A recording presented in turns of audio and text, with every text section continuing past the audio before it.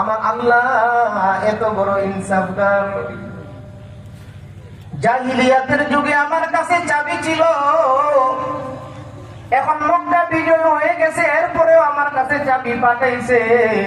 চাবিটা পাইয়া হযরত উসমান ইবনে তালহার মন দুর্বল হয়ে গেছে।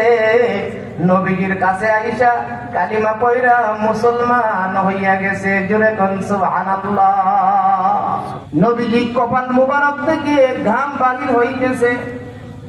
একটা বুঝা একটা চাপ রাসূলের উপরে যখন পড়ে গেছে, এই অবস্থা দেখার পরে উসমান ইবনে মাসউদ নবীজির কিনারায় বসে রইছে।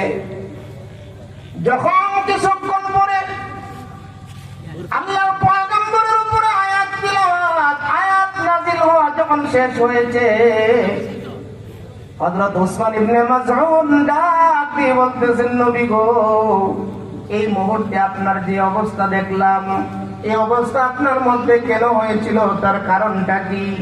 আল্লাহর পয়গম্বর বলতেছেন, উসমান, আমার উপরে আল্লাহ কোরআনের একখানা আয়াত নাযিল করেছে, যে আয়াত নাযিল হওয়ার সময় আমার অবস্থা এরকম হয়ে গিয়েছিল। জোরে কোন সুবহানাল্লাহ। হযরত উসমান ইবনে মাসউদ ডাক দিয়ে বলতেছেন, ও আল্লাহর হাবিব, দু জাহানের বাদশা নবীজি, আমার বসা অবস্থায় আপনার কাছে যে আয়াত নাযিল হয়েছে, আমি আপনার পবিত্র জবান থেকে ওই আয়াতখানা শুনতে চাই। আপনার পয়গম্বর আমাদের দু জাহানের বাদশা নবীজি উসমান ইবনে মাসউদের সামনে আরো কয়েকজন সাহাবায়ে কেরাম ছিল, তাদের সামনে আয়াতখানা তিলাওয়াত করে শুনাইলেন। আল্লাহর পয়গম্বরের জবানের তিলাওয়াত, যেই তিলাওয়াত মক্কার কাফেরদের দিলের মধ্যে গিয়ে অ্যাকশন হইতো। জুড়ে কোন সুবহানাল্লাহ। আবু জাহেল পর্যন্ত নবীজির তেলাওয়াত শুনতে গভীর রাত্রিতে যাইতো। মক্কার বড় বড় কাফের, মক্কার লিডারেরা পর্যন্ত আল্লাহর পয়গম্বরের জবানের তিলাওয়াত শোনার জন্য যাইতো।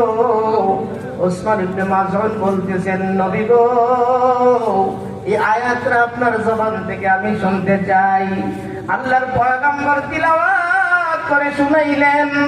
আল্লাহর পয়গম্বর বলতেছেন, উসমান, এই আয়াতখানা নাযিল হয়েছে।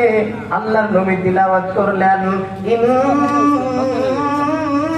ইন্নাল্লাহা ইয়া'মুরু বিল আদলি ওয়াল ইহসান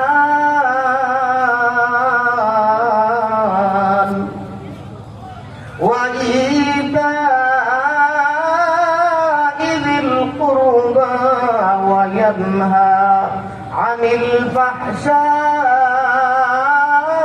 ওয়াল মুনকারি ওয়াল বাগই ইয়া'iদুকুম লা'আল্লাকুম তাযাক্কারুন।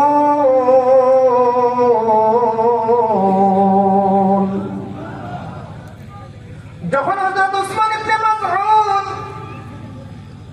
নবীজির জবান মুবারক থেকে আয়াতখানা তিলাওয়াত শুনলেন, কারণ তারা তো আরবি মানুষ, কোরআন